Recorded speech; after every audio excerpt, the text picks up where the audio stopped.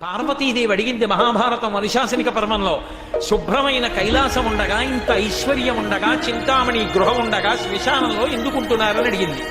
అడిగితే ఆయన చెప్పాడు, పార్వతి బతికున్న నాళ్ళు అన్ని చోట్లకి వెడతారు, ఏమీ తోచట్లేదు, శ్మశానానికి వెళ్ళొద్దామని ఎవరు రారు పార్వతి. నేనంతవాణ్ణంటాడు, పొడుగ్గా ఉన్నానంటాడు, తెల్లగా ఉన్నానంటాడు, పండితుండంటాడు, పద్యాలు నాకు నోటికొచ్చంటాడు, ఉపన్యాసం చెప్పగలనంటాడు, నాకు పాటలొచ్చంటాడు, నేను నాట్యం చేస్తానంటాడు, నేను అధికారినంటాడు, నా దగ్గర డబ్బు ఉందంటాడు.